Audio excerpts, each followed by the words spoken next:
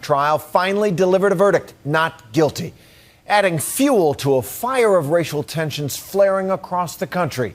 But what was it like for the jurors themselves? Tonight, one woman comes forward to tell us what happened on the other side of those closed doors. ABC's Robin Roberts sat down for an exclusive interview with a woman who felt the weight of the world on her shoulders. We, the jury, find George Zimmerman not guilty. The not guilty verdict that set George Zimmerman free in the shooting death of 17-year-old Trayvon Martin rattled the nation, with many Americans questioning the jury's decision and wanting to ask the jurors a very tough question. Some people have said George Zimmerman got away with murder. How do you respond to those people who say that? George Zimmerman got away with murder, but you can't get away from God. Juror B29, Maddy, came forward today in an ABC News exclusive interview. She said it wasn't an easy decision. It's hard for me to sleep. It's hard for me to eat. Yes. You haven't asked for money. You haven't asked for a book deal. You haven't asked for anything other than a forum to be able to tell your story. Yeah. I don't need money. No money in this world could pay me to forget the pain that I'm going through. Trayvon Martin will always be in my heart.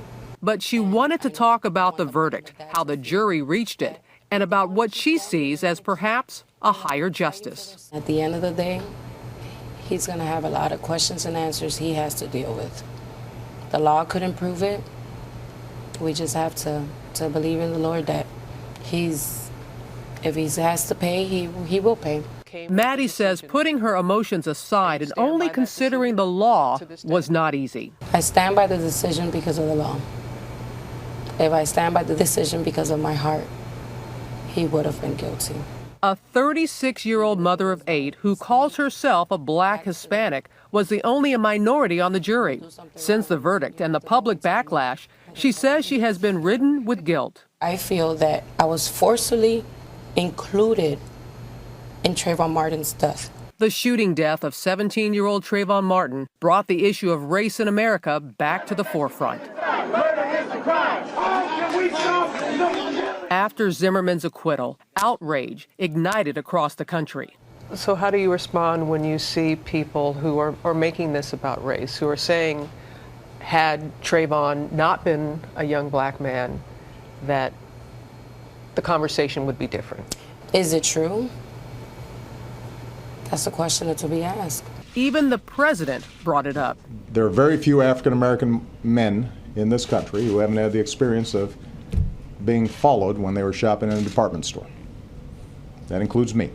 Just like Obama, I go to a lot of places and I get people to follow me sometimes. Trayvon Martin's parents' reaction to the verdict echoes the feelings of many Americans. I really didn't believe that he was not guilty. While George Zimmerman has remained silent, his parents spoke to ABC News, offering an apology to Trayvon's family. We are deeply sorry for this tragedy. But for Trayvon Martin's parents, Sabrina Fulton and Tracy Martin, the fight for justice continues as they consider a civil suit. It's not just about the Trayvon Martin case. Now it's about your kids. It's about other kids. 2 days after the verdict, another juror, B37, spoke to Anderson Cooper on CNN. I think both were responsible for the situation they had gotten themselves into. I think both of them could have walked away. There were some things that the other jurors said that you wanted to respond to. B37 used the word we. I guess because we were in the jury together, she put it all as in a group. And the way she made a lot of us sound was, we walk by color. And that's not what I do.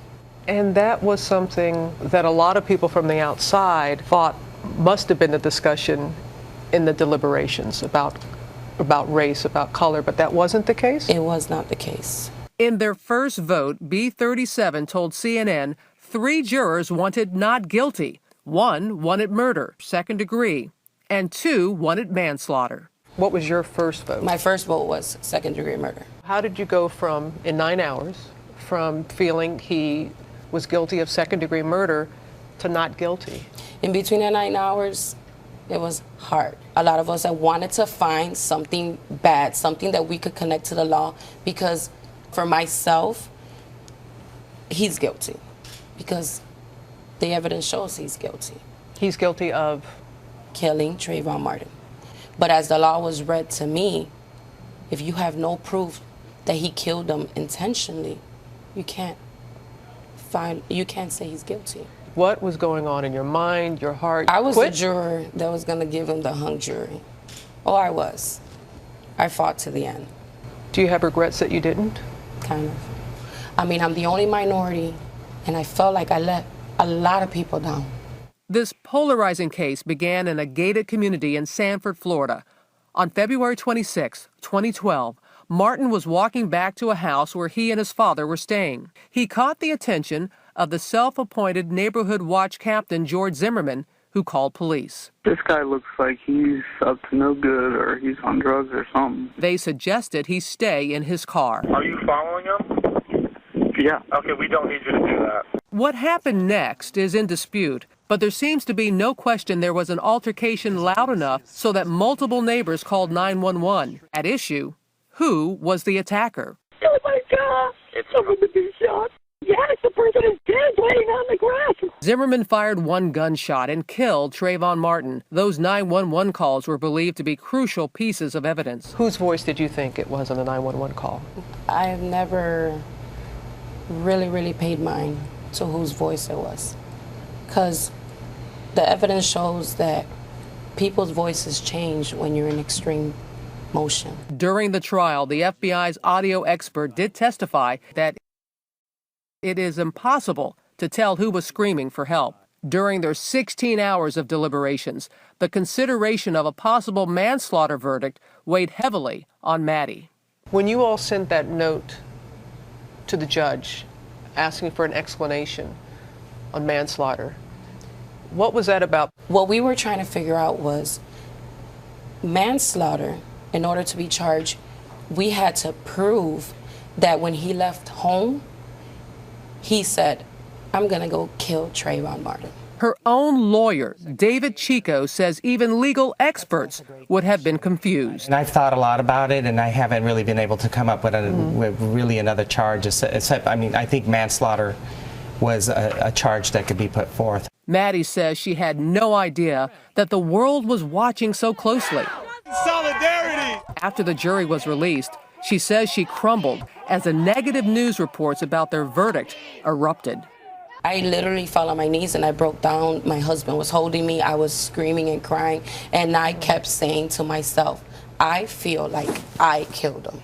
And I feel that if they would put the law and a lot of people would read it, they would understand the choices that they gave us.